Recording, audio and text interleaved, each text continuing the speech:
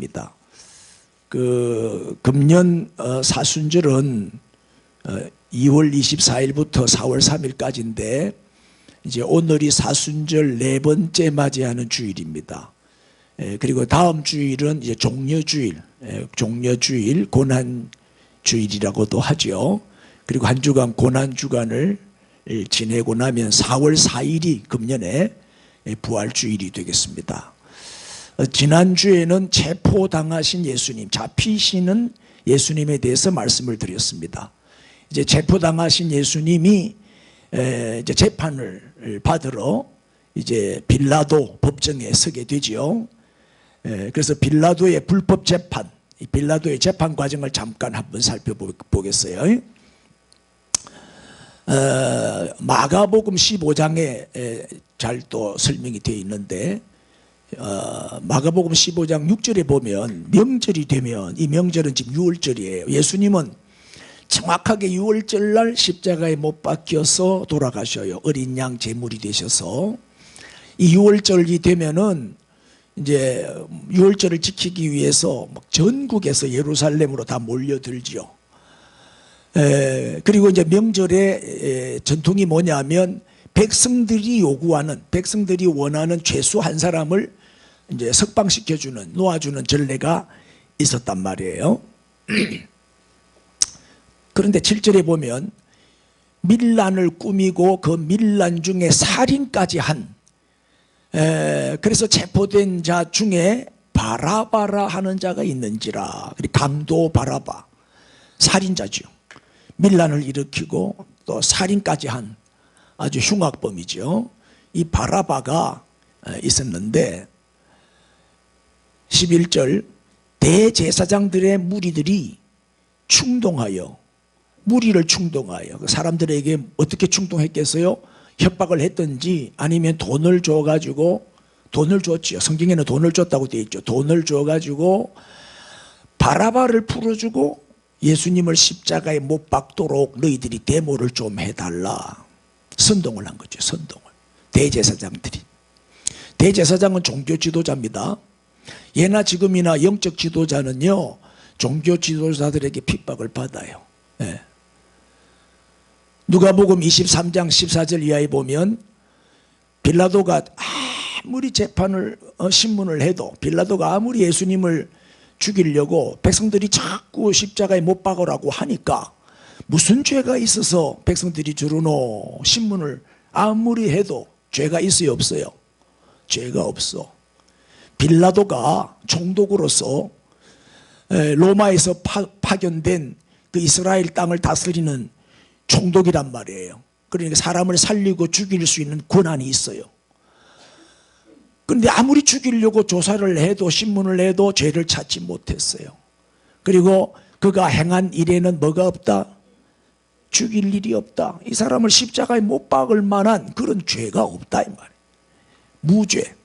무죄 선언을 하는 거예요.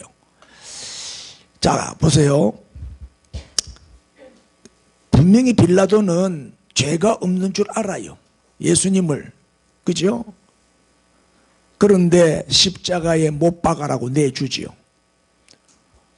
이게 불법 재판이에요. 오늘 본문 24절에 보면 빌라도가 아무 성과도 없이 도리어 뭘 보고, 군중들이 막 계속 들고 일어나니까 십자가에 못 박으라고 바라바를 놔주고 예수님을 못 박으라고 하니까 이건 이 말 안 들어줬다가는 밀란이 나겠구나. 밀란이 나면 자기 자리도 위태롭단 말이에요. 그래서 자기 정권을, 자기 자리를 지키기 위해서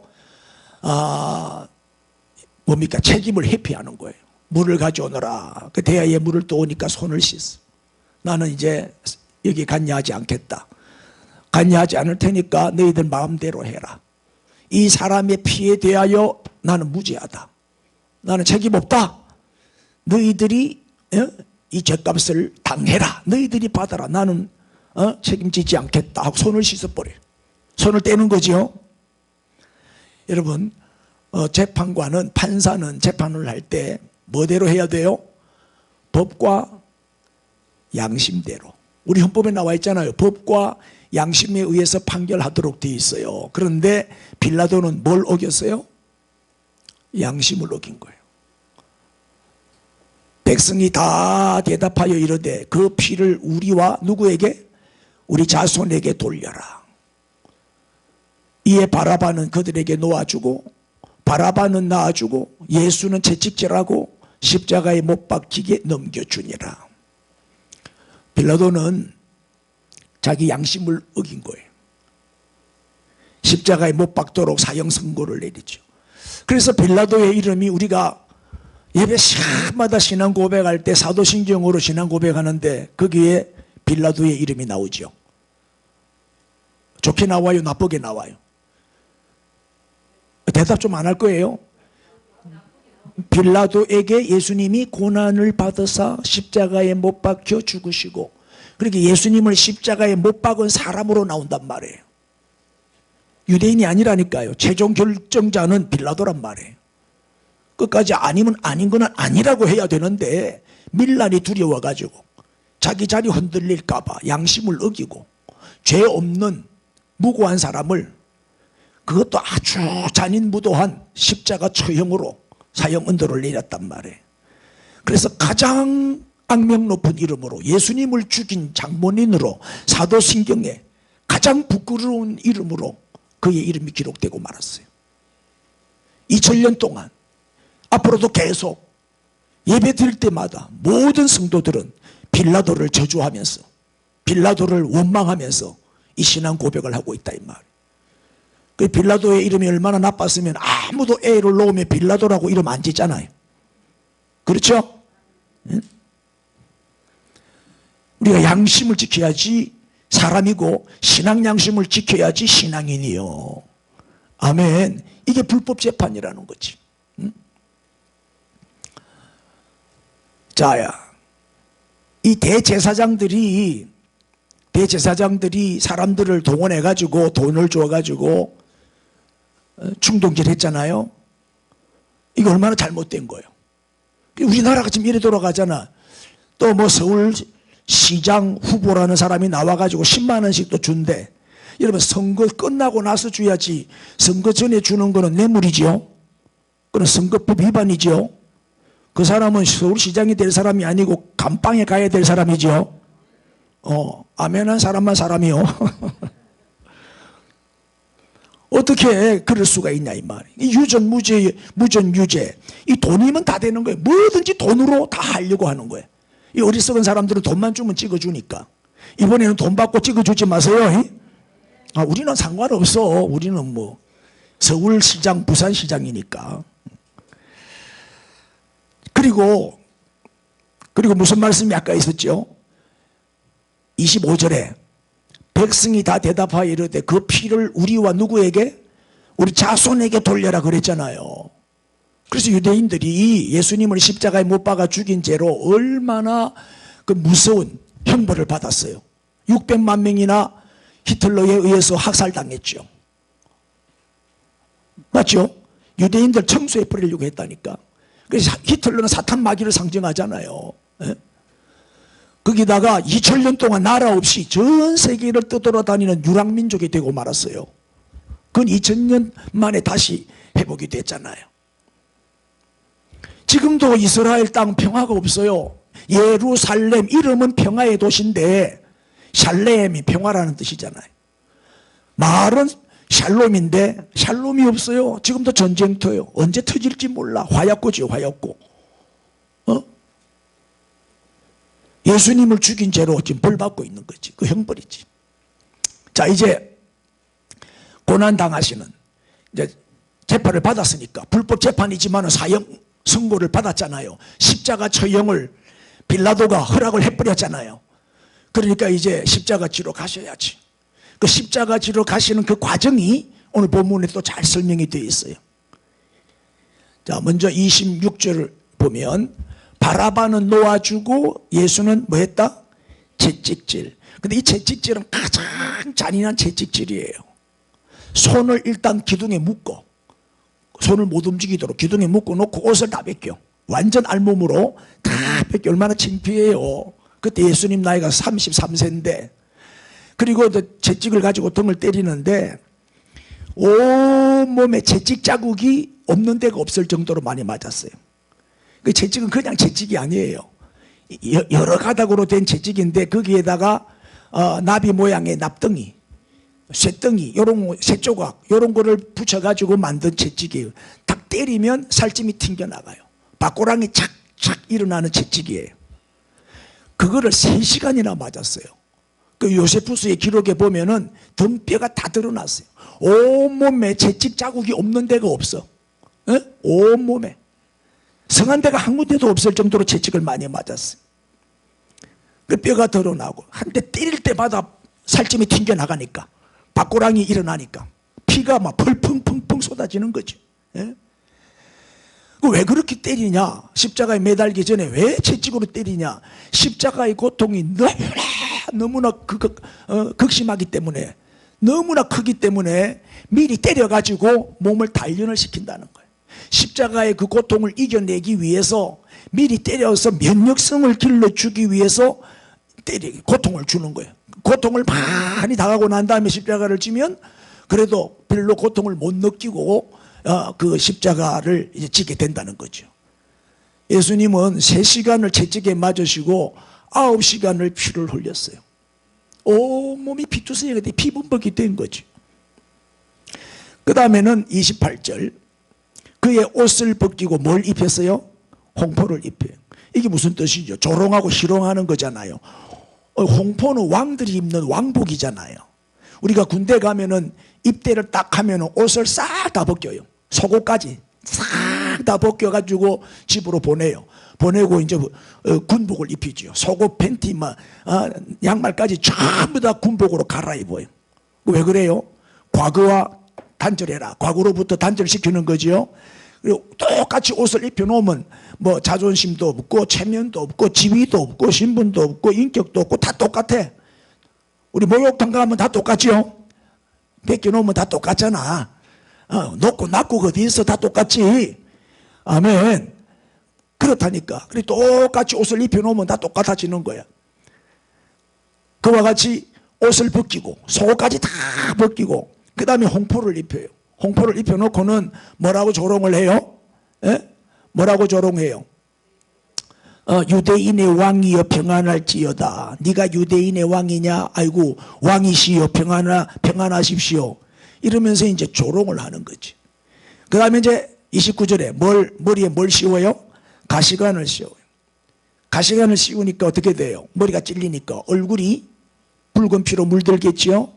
이 가시관은 또 왜 씌워요? 이것도 조롱하는 거거든요.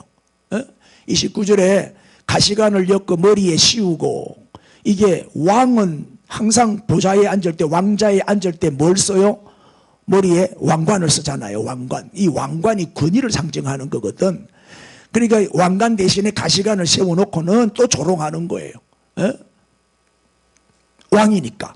유대인의 왕이요 하면서 또 이제 절을 하고 굽신거리고 평안하십시오 뭐 이러면서 이제 놀리는 거지요. 그리고 손에는 뭘 쥐어줘요? 갈대. 갈대는 뭐예요? 옛날에 왕들은 항상 손에 뭘 들고 있었어요?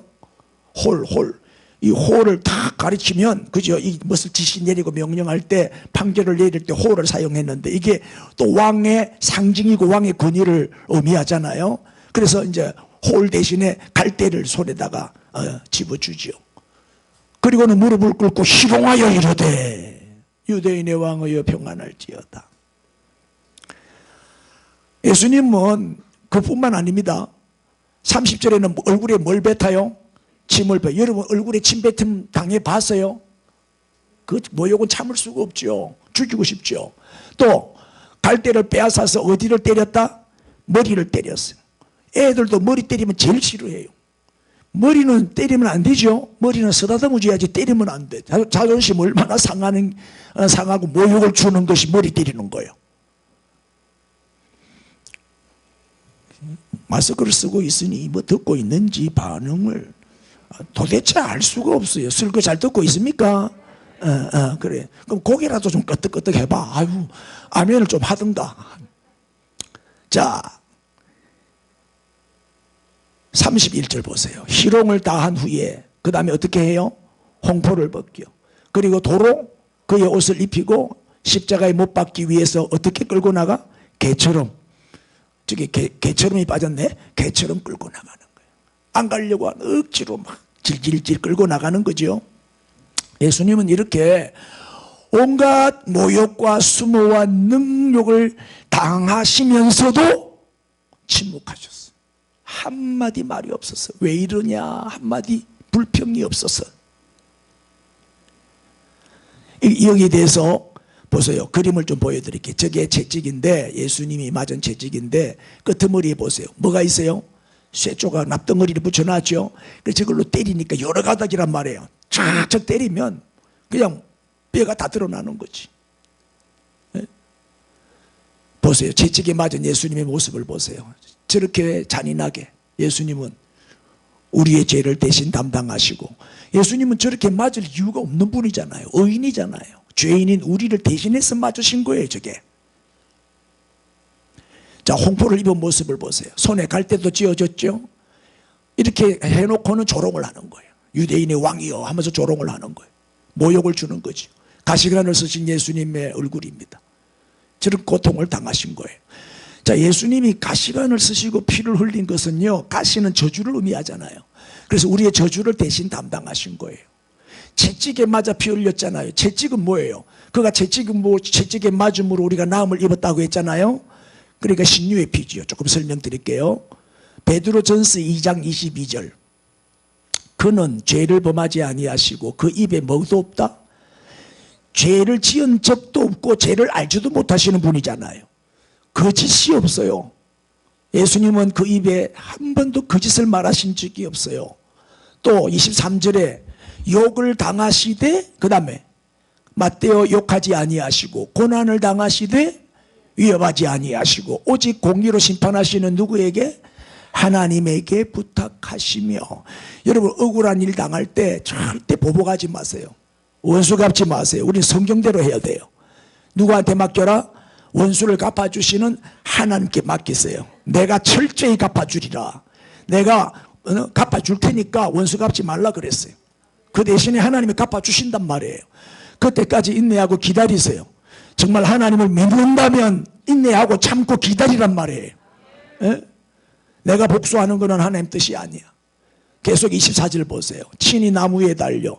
예수님은 힘이 없어서 붙잡힌 게 아니잖아요. 12영 더 되는 천군 천사들을 동원해서 얼마든지 물리칠 수 있지만 스스로 친히 잡혀 주신 거잖아요. 맞죠? 그래서 십자가에서 나무는 십자가를 말하잖아요. 나무에 달리는 것도 친히 달렸었다. 자원해서 스스로 기쁨으로 우리의 죄를 속해 주시려고, 우리를 구원해 주시려고 친히 스스로 자원해서 십자가에 달리셨단 말이에요. 그 몸으로 뭘 담당하셨다? 우리의 죄를 담당하셨으니. 그 다음 읽어주세요. 시작. 이는 우리로 죄에 대하여 죽고 의에 대하여 살게 하려 하심이라. 그가 채찍에 맞음으로 너희는 나음을 얻었나니. 할렐루야. 이사야 53장 5절 이하에도 보면 그가 채찍에 맞음으로 우리가 나음을 입었도다 하는 말씀이 있어요. 죄에 대하여는 죽고 의에 대하여 살게 하려 하심이라. 이것이 예수님이 십자가를 지신 이유단 말이에요. 예수님이 십자가에서 이 고통을 당하시고 피 흘려 죽어주신 그 목적이 우리를 죄에 대하여는 죽고 의에 대하여 살게 하려 하심. 죄인인 우리를 의인으로 만들어 주시려고, 우리의 죄를 다 없애 주시려고, 우리를 의롭게 해 주시려고 대신 저 고난을 당하셨다. 채찍에 맞아 흘린 피는 헛된 피가 아니죠. 그가 채찍에 맞음으로 우리가 나음을 얻었다. 이게 병고침을 주는 피, 신유의 피요. 여러분, 채찍의 피 공로를 믿고 간절히 기도해 보세요. 이 채찍의 피 뿌림을 받기만 하면 암덩어리도 떨어져 나가고 죽을 자가 살아나고 기적이 일어날 줄로 믿습니다. 예. 자, 이제 이렇게 희롱을 당하시고 채찍에 맞으시고 가시관을 쓰시고 온갖 모욕을 당하신 예수님은 십자가를 지고 골고다로 올라가십니다. 그런데 워낙 채찍을 많이 맞아가 피를 많이 흘리다 보니까 지쳐버렸어요. 기진맥진 탈진해 버렸어요. 그래서 십자가를 지고 그 골고다 올라가시는데 그렇게 먼 거리가 아니에요. 저도 옛날에 성지순례 가서 그 길을 걸어서 올라갔죠. 십자가에 못 박히신 골고다 언덕까지. 지금은 가보면 예수님이 올라가신 그 길이 시장터가 돼가지고 시장 골목이 돼서, 그래서 그 시장 골목으로 지나가야 돼. 양쪽으로 전부 다 가게를 만들어가지고 기념품 팔고 그래요. 그러니까 좀 그렇더라고, 기분이. 예수님을 느껴야 되는데 자꾸 이렇게 쇼핑해가면서 물건을 봐가면서 올라가니까 집중이 안 돼. 주님만 생각하면서 올라가야 되잖아. 그는 주님만 묵상하면서 올라가야 되는데 막 장사치들이 양쪽으로 호객 행위도 하지, 자꾸 땡기지, 뭐 이거 사라고 그러지, 1,000원에 사치, 이 집중이 안 돼. 은혜가 안 되더라고. 그거 좀 없으면 좋겠더만. 그 시장을 만들어 놨더라고. 근데 예수님이 올라가면서 4번 쓰러졌어요. 4번. 십자가가 워낙 무거우니까 푹 쓰러지고 올라가다가 또 푹 쓰러지고, 그래서 예수님이 쓰러진 곳마다 기념교회당을 세워놨어요. 그래서 기념교회 1, 2, 3, 4의 기념교회당이 있습니다. 그리고 올라가다가 우리가 이제 교회당 안에도 들어가 보고 좀 쉬어가면서 그래 이제 올라간 기억이 나네요.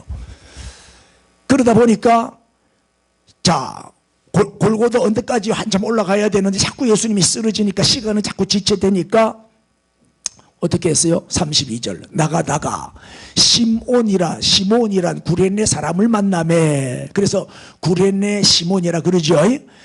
구레네가 어디 있냐면은 북아프리카에 있는 도시죠. 그러니까 이 시몬은 아프리카 사람, 흑인이었다. 얼굴이 좀 까맸다는 것을 우리가 이제 상상할 수가 있어요. 그에게 예수의 십자가를 억지로 지워 가게 하였더라. 여러분, 억지로 십자가를, 맨 처음에는 얼마나 기분 나빴겠어요. 사형수가 십자가를 지고 가는데 그걸 날 보고 지라고 하니까 기분이 안 좋았겠죠. 그런데 이 십자가를 짐으로 인해서 구레네 시몬은 어마어마한 축복을 받습니다. 우리가 억지로라도 십자가를 한번 져보세요. 그것이 축복이 된단 말이에요. 축복이. 하기 싫을 때는 안 하는 게 아니고 더 열심히 해야 돼요. 하기 싫다고 안 하면 안 돼.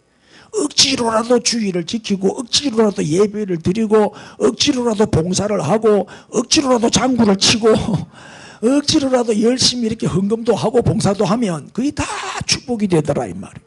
예? 뭐 구레네 시몬이 좋아서 한 거 아니잖아요. 억지로 한 거지. 그 애들 학교를 보낼 때도 미션 스쿨로 보내는 게 좋아. 아무래도 미션 스쿨에 보내면 억지로라도 예배를 드리게 되잖아요. 성경도 가르치고. 우리 그 손자가 어린이집에 이제 입학을 했는데 3월 달에 입학을 했는데 처음에 보낸 데는 그 믿는 사람이 하는 데가 아니고 불신자가 하는 데라.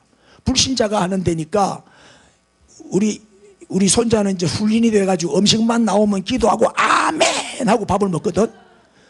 그런데 어린이집에 가서 이제 밥이 나오니까 당연히 기도하고 손을 모으고 아멘 하니까 선생들이 다 쳐다보고 이상한 애가 왔다는 식으로 다 쳐다보고 막 다른 애들도 그러고 영 적응이 잘 안 되더래. 안 맞더래. 영적으로 안 맞더래.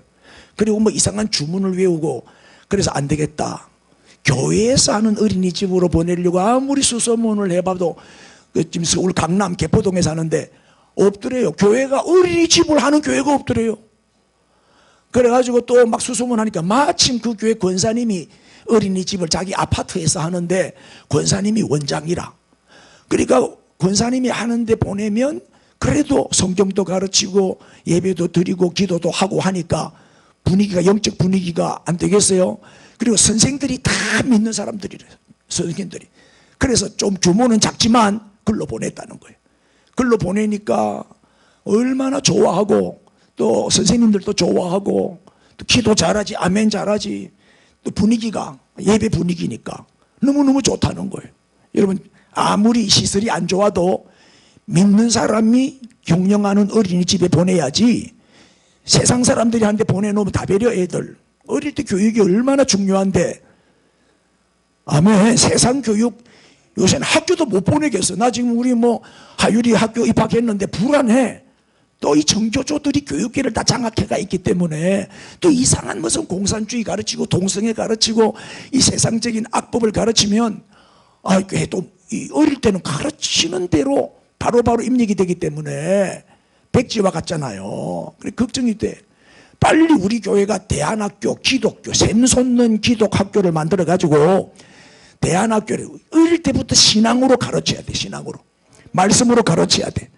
근데 나중에 시간이 되면 얘기해. 지금 시간이 없어서 요만큼만 하고 넘어가야 돼. 보세요. 마가복음 15장 21절에는 이 구레네 시몬이 누구라고요? 알렉산더와 루포의 아버지라고 소개가 되어 있어요. 루포의 아버지예요.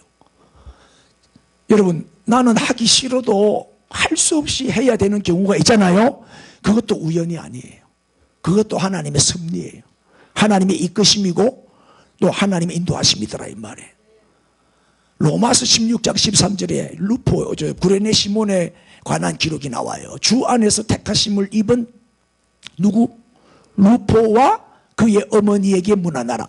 저 마가복음 15장 21절에는 구레네 시몬이 루포의 아버지라고 되어 있잖아요. 그러면 루포와 그의 어머니 했으니까 그의 어머니는 누구요?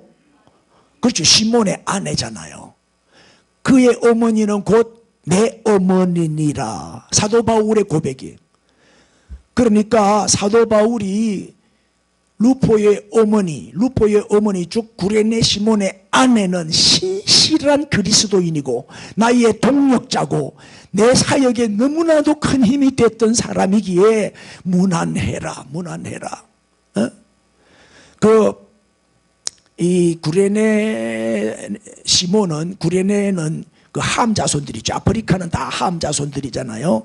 그러면서도 유대 교인이었어요. 그래서 6월절이니까 절기를 지키기 위해서 예루살렘에 왔다가 예수님이 십자가 지고 올라가는 것을 보게 된 거예요. 그래서 그 현장에 구경하러 나왔다가 예수님의 십자가를 대신 지게 된 거지요, 이 시몬이. 예? 그러면서 그 예수님을 가장 가까이에서 십자가를 지고 쓰러진 예수님의 십자가를 자기가 대신 받아가지고 메고 올라가는 과정에서 거기서 변화가 일어나는 거예요. 가장 가까이에서 예수님을 만났잖아요. 아멘. 그 예수님을 멀리서 see, 구경한 게 아니고 meet, 인격적으로 만난 거예요. 만났어. 거기서 변화가 일어나요. 거기서 예수님을 메시아로, 구원자로 영접하게 돼요. 그리고 기록에 보면은 마가다락방에 120문도가 기도하다가 성령 받았잖아요. 그 자리에 이 구레네 시몬이 참석을 했다는 거예요.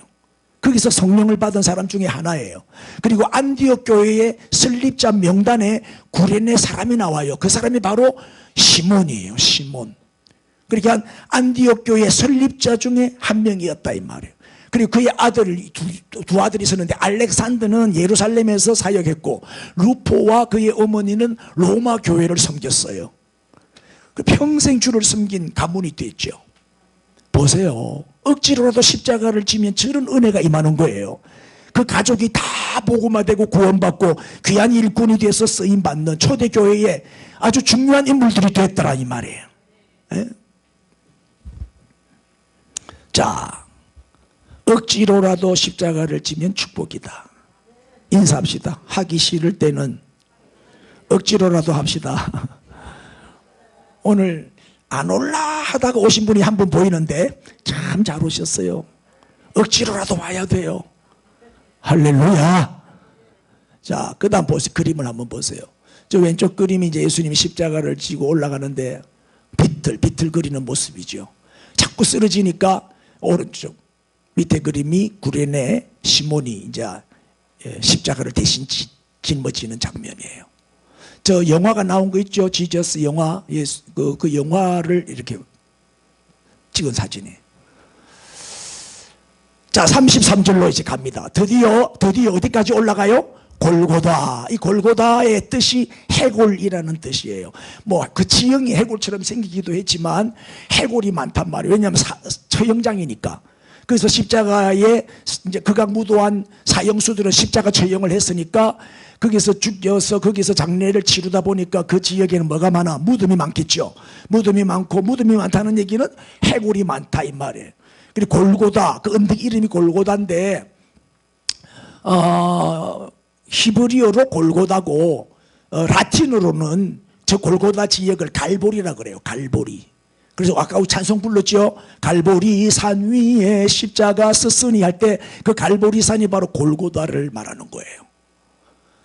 그래서 이 골고다는 무슨 장소다? 가장 저주받은 장소다. 십자가 처형시키는 장소니까. 죽음의 장소지요. 그런데 예수님이 드디어 이제 십자가에 못 박힙니다. 양손 양발 그리고요 양손에 하나씩 발은 포개해가지고 대못을 박아요. 그래서 녹슨 세 개의 대못에 박혀서 이제 십자가에 매달리죠. 너무 고통스러우니까 견딜 수가 없죠. 뭐 비명을 안 지르시기 위해서 예수님도 육신을 가진 인성을 지니신 분이기 때문에 아파가지고 얼마나 비명을 질렀겠어요. 그러니까 쓸개 탄 포도주를 이제 예수님께 주어서 마시게 하죠. 근데 예수님이 맛보시더니 거절하셔요. 왜 거절하셨죠? 이 쓸개 탄 포도주가 마취제요, 마취제. 고통을 좀 줄이라고 줬는데 예수님이 거절해요. 왜요? 왜 그래요? 왜 예수님이 거절하셨겠어요? 우리가 당할 고난을 100% 그대로 당하기 위해서, 우리가 당할 고통을 100% 느끼기 위해서, 우리를 대신해서 십자가를 지시는 거니까 100%의 고통, 100%의 고난을 다 받으시고 참으신 거예요. 그러니까 예수님은 우리를 위해서 100%를 다 주신 거예요. 다 주신 거예요. 피 한 방울까지도 다 예수님은 십자가에 못 박혀서 돌아가신 다음에도 옆구리에 창에 또 찔려요. 왜? 심장 속에 있는 남은 피, 조금 남은 피 그마저 흘려주시려고. 죽은 다음에 또 창에 찔린다니까요. 몸에 있는 모든 피를 다 쏟아주신 거예요. 피 흘림이 없으면 죄사함이 없으니까. 35절 그들이 예수를 십자가에 못 박은 후에, 자 십자가는 그 로마뿐만 아니라 아프리카, 애굽, 또 메데파사, 또 헬라 이런 나라들이 사형, 흉악범들을 죽이는 사형 집행 도구로 십자가형을 했어요. 그리고 왜 그러느냐? 공중에 매달아 죽이는 거예요. 왜냐하면 땅에서 죽이기도 아까운 놈이다 이 말이에요. 땅이 아깝다 이 말이에요. 땅에서 죽이는 것도 아까운 놈이다. 너무너무 잔인하고 극악무도한 그런 사람. 그러니까 공중에 매달아 죽이는 거예요. 그리고 예수님이 그렇게 비천하게 돌아가신 거지요.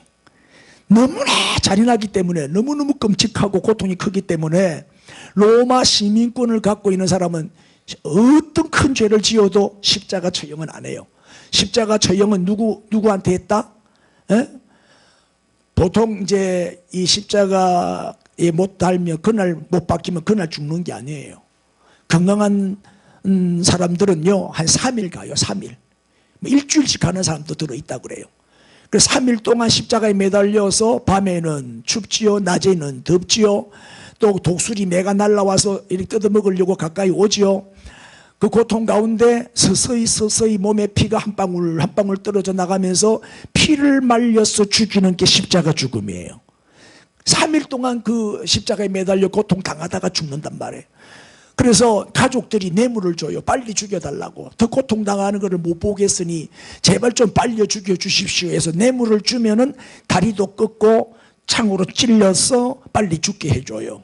그런데 뇌물을 안 주면, 뭐 예나 지금이나 똑같아. 뇌물 안 주면 그냥 나눠버려. 나눠면 어떻게 돼요? 숨이 딱 끊어지면 그때 누가 달라들어요? 독수리 밥이 되는 거예요. 독수리는 살아있을 때는 안 먹어요. 딱 죽고 나면 먹어요. 시체만 먹기 때문에. 딱 죽고 나면 독수리들이 달라붙어서 뜯어먹어요. 예수님은 오전 9시에 십자가에 못 박히셨는데 오후 3시에 돌아가셨으니까 6시간을 십자가에 고통을 당했어요.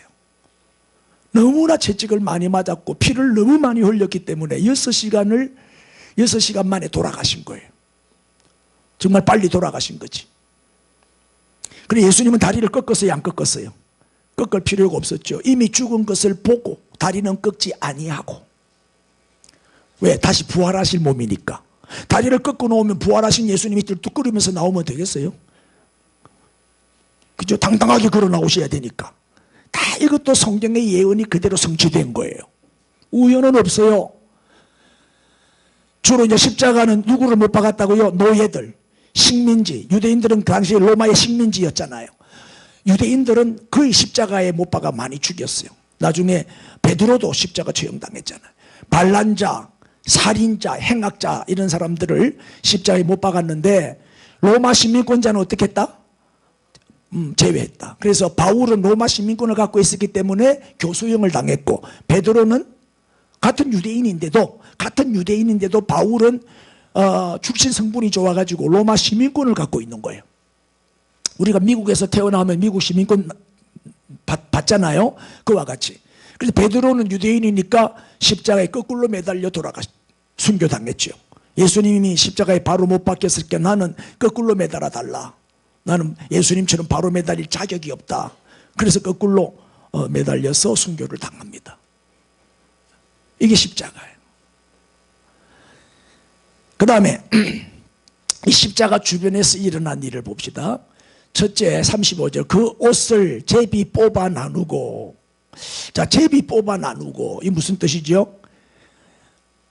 옷을 다 벗겨. 그럼 예수님이 십자가에 매달렸을 때 그 그림에 보면은 이 팬티라도 이렇게 걸치고 있는데 실제로는 팬티가 있어요, 없어요? 없어요. 완전 알몸이에요.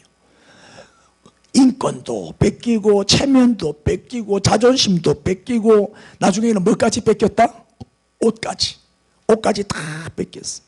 왜냐하면 그 당시에 죄수들이 입고 있던 옷은 군인들에게 있어서 합법적인 부수입이었어요.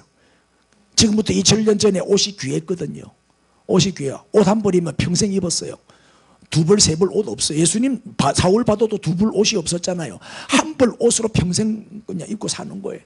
그만큼 옷이 귀한 시대였어요.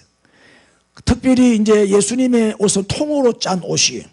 뭐 위도 아래 뭐 바지 뭐 이렇게 돼 있는 게 아니고 통이야, 통으로 짠 옷이기 때문에 나눌 수가 없어. 옷을 찢을 수는 없잖아. 그래서 이제 이 로마 군병들이 제비 뽑기 해가지고 가위바위보를 했는지 뭐 윷놀이를 했는지 그래가지고 이제 한 사람이 그 옷을 다 가져가게 되죠. 그 다음에 두 번째는 36절에 거기 앉아 지키더라. 이 무슨 뜻일까요? 이 로마 병정들은 자기들이 십자가에 못 박아 죽여놓고 전혀 죄책감이나 죄의식이 없었어요. 그리고 무감각, 아무리 채도 냉정했다, 냉랭했다. 이 사람들은 양심도 없는 사람들이지요. 진리를 살해해놓고도 뻔뻔했다. 후한무치지요. 분명히 이 로마 군병들은 예수님을 십자가에 못 박는 과정에서 백부장도 말했잖아요. 과연 하나님의 아들이다. 하나님의 아들인 줄을 알았단 말이에요. 메시아인 줄을 알면서도 그 회개의 기회를 놓쳐버린 거예요. 회개하지 아니하고 감동도 없고 변화도 없고 뉘우침도 없고 그냥 지키더라. 예수님을 죽여놓고는 십자가에 못 박아놓고는 그 자리를 지켰다 이 말이에요. 여러분은 요새 어때요? 하도 십자가를 많이 보니까 십자가를 볼 때 좀 뭔가 뭐 가슴에 조금 뭐 흔들림이 있어요? 전혀 무감각하지는 않아요. 십자가를 봐도 예사로 보죠.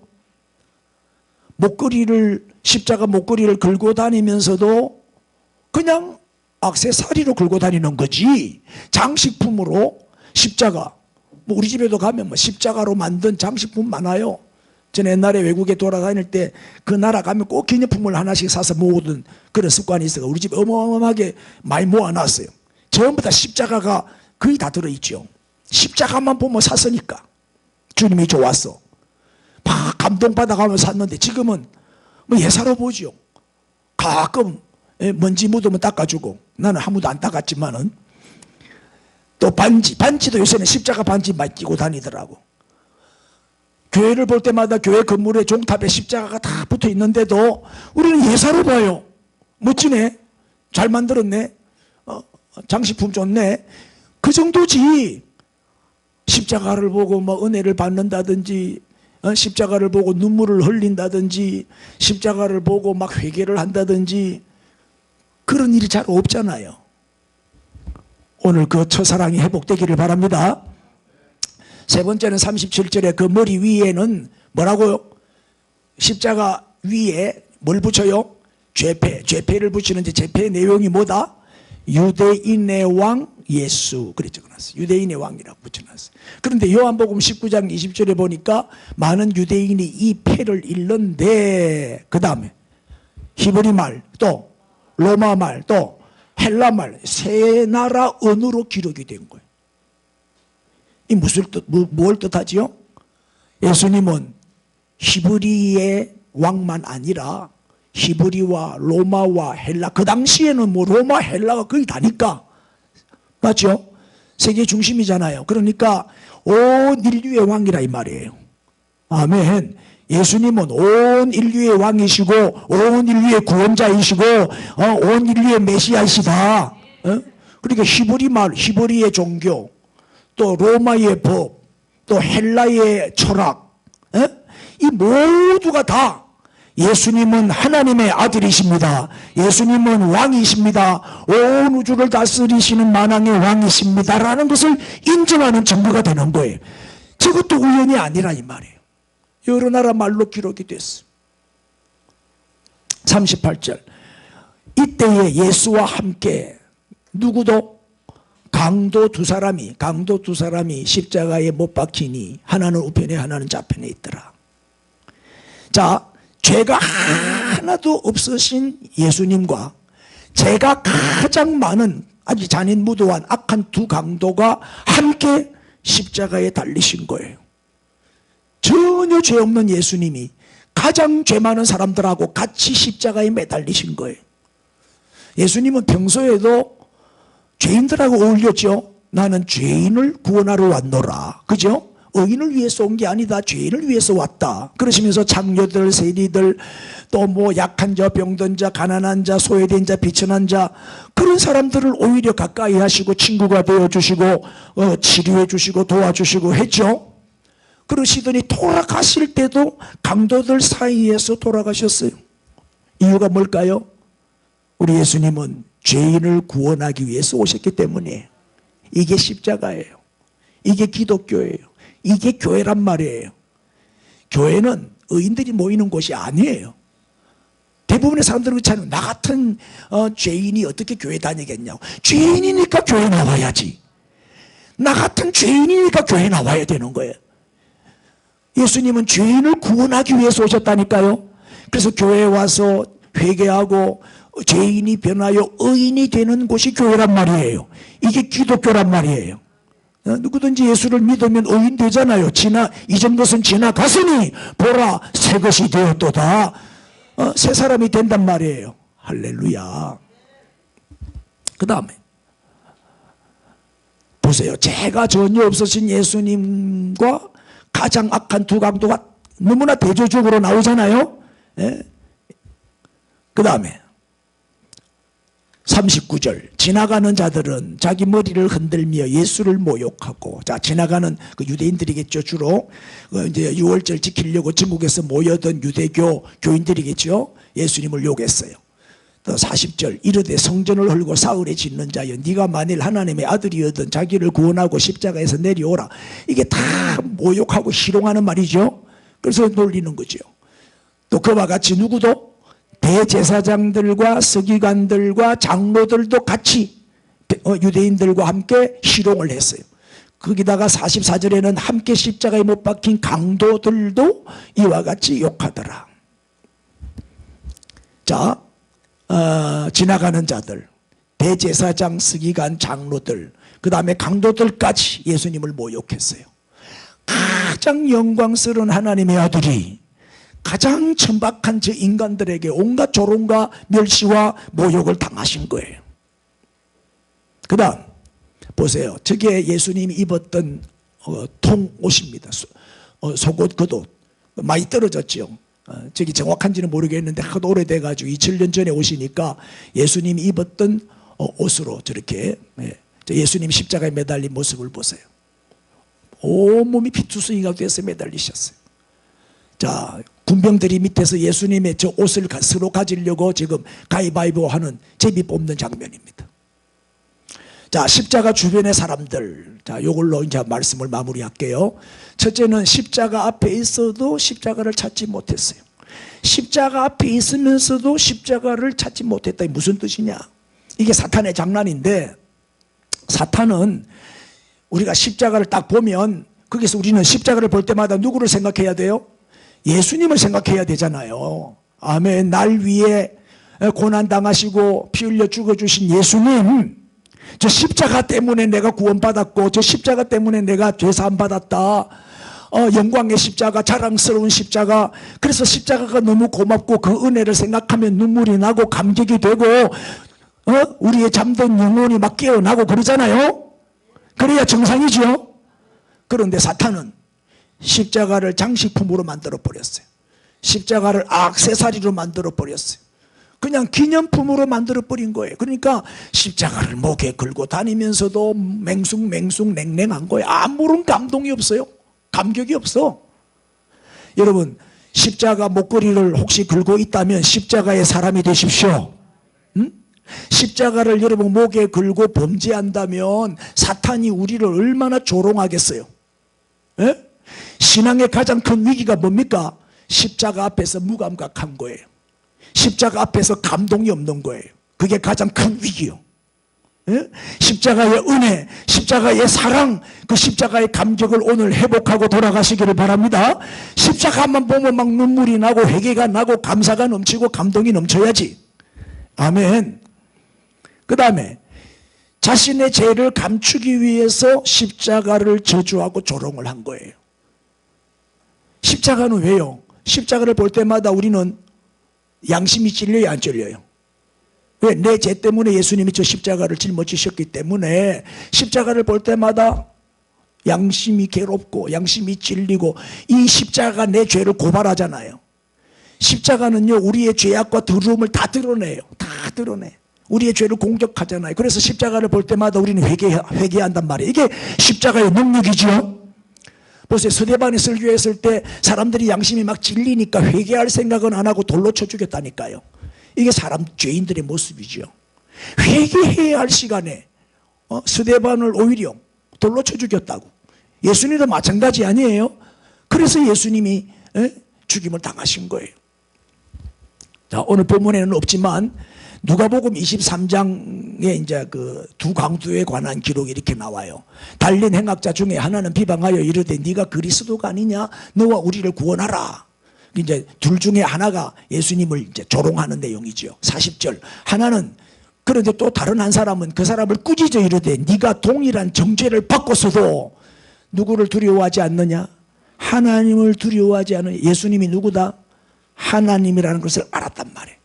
한 강도는 예수님을 조롱하고 비방할 때 한 강도는 예수님이 바로 하나님이다, 하나님의 아들이라는 것을 옆에서 본 거예요. 거기서 변화가 일어난 거예요. 회개가 일어난 거죠. 그 다음 보세요. 41절. 우리는 우리가 행한 일에 상당한 보응을 받는 것이 마땅하다. 당연하지만 이 사람이 행한 것은 옳지 않은 것이 없느니라. 예수님은 죄가 없다. 의인이다, 의인. 이걸 고백하는 거예요. 할렐루야. 예수님이 바로 메시아고 구원자고 하나님의 아들이라는 신앙 고백이란 말이에요. 42절. 이르되, 드디어 이제 예수님께 고백하죠. 당신의 나라에 임하실 때 나를 기억하소서.